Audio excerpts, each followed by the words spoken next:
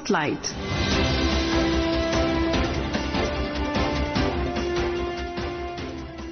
This is Akashvani. In the program Spotlight, now we bring you a discussion on Russian President Vladimir Putin's visit to India and 23rd India-Russia Annual Summit. The participants are Anil Vadhva, former ambassador and foreign policy expert, and Anubha Rodki, anchor. Russian President Vladimir Putin began his two-day state visit to India today. His engagements include the 23rd India-Russia Annual Summit with Prime Minister Narendra Modi. Former Ambassador Anil Vadhva now joins me in Akashvani's Spotlight program to discuss the significance of Mr. Putin's visit and India-Russia bilateral relations. Mr. Vadhva, welcome to the program. Thank you. Mr. Vadhva, this is President Putin's first visit to India since December 2021. In the present geopolitical scenario, how important is it? And do you see any significance in the timing of the visit? So I think this visit was long overdue, and of course the visit is very significant for the timing because we are right now engaged in a peace treaty deal with Ukraine and Russia. The whole of Europe is watching this visit for the results that it will bring, primarily because of the fact that President Putin has not gone to too many places in the recent past, except for the visit to China, which was highly symbolic for the BRICS meeting. And then, of course, the meeting that he had with President Trump in the run-up to the current negotiations on the peace deal. So this visit, it is of course considered a routine visit between India and Russia in the bilateral relationship. But we had gaps in between due to the fact that there was conflict going on in Ukraine. And also because of the fact that some years we had the COVID pandemic, so the visit could not take place. But otherwise, between India and Russia, routine summits are the norm. And both sides look at it from that perspective. But given the geopolitical situation today in the world, in which Russia finds itself, it's a very significant visit for both sides. What are the key issues that are likely to dominate the bilateral talks between New Delhi and Moscow? So traditionally, the bilateral relationship between India and Russia has been multifaceted, but at the same time dominated by defense issues. And this is perhaps the first time that there would be other issues which will be on focus, primarily on the trade and investment side, because the trade has become certainly imbalanced because of the large imports of Russian oil by India in the recent past, especially this year. Also because of the fact that India's exports to Russia have not really taken off. And given the fact that Russia faces a situation where it is not importing too many items from many other countries at the moment, it gives an opportunity for Indian traders and investors to look at Russia with new lens.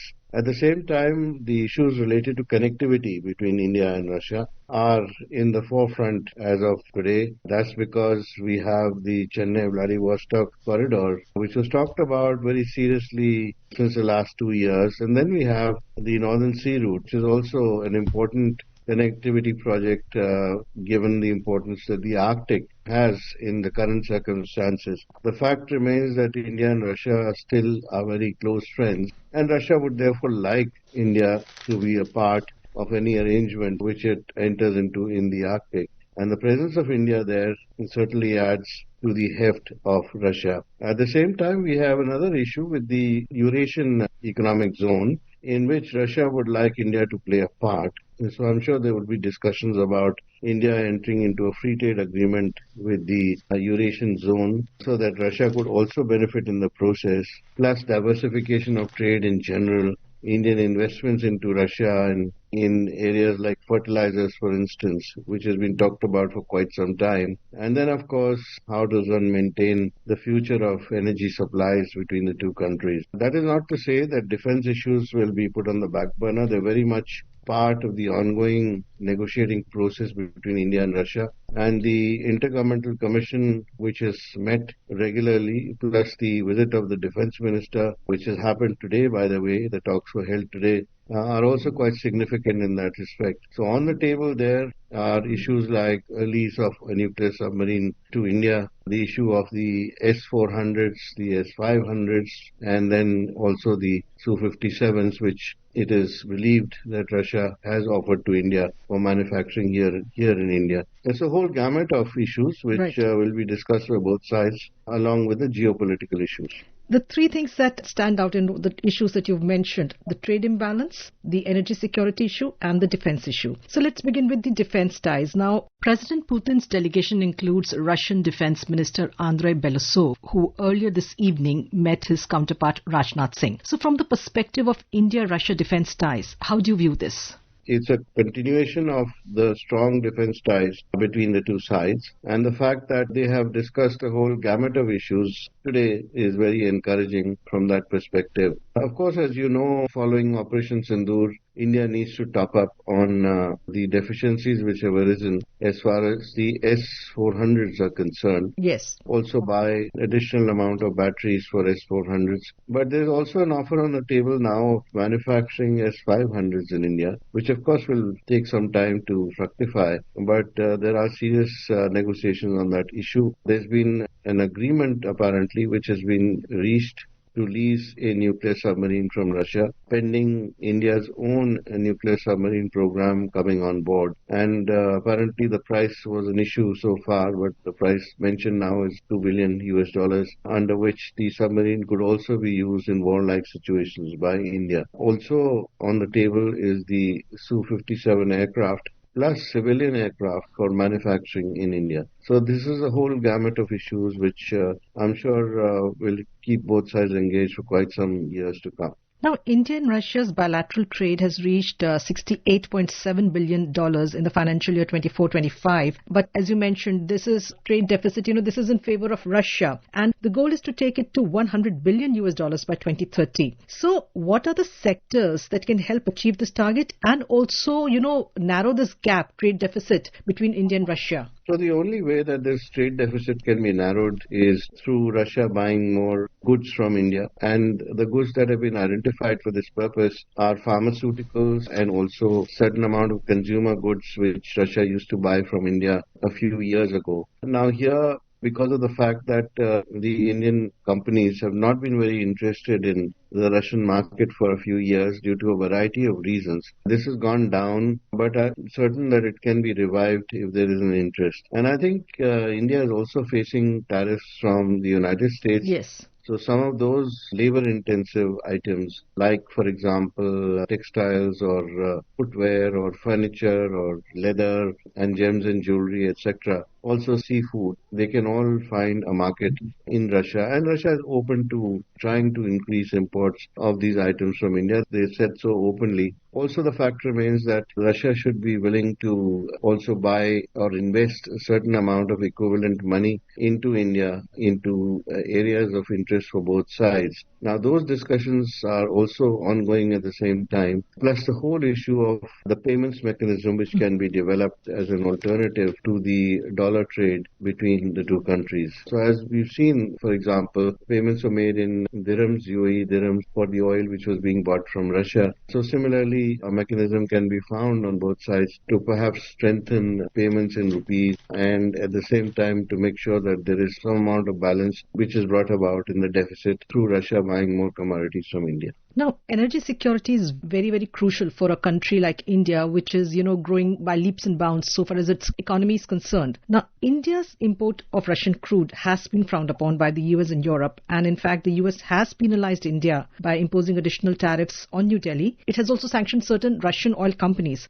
So will that issue be also on the table in this visit of President Putin? Well, certainly the issue will be on the table because, after all, there are four major companies, out of which two have been dealing with India in a very big way. Lukoil in particular has been dealing with India, in the past because the quantities have been rather high. But there's also another development which we must take into account, which is that India can also buy from secondary sources, which also sell Russian oil, but these are not under sanctions. And many companies may be doing that. Of course, the larger companies like Reliance have already declared that they're not going to buy Russian oil because their eventual refined products are sold in Europe. So that's the primary reason for that. But the other companies are not under such constraints. So we will see probably a parallel kind of trade which is going on at the same time. India will, of course, increase its imports from Gulf sources or even from the United States. But at the same time, Russian oil imports will not stop totally because these entities will not be under sanctions.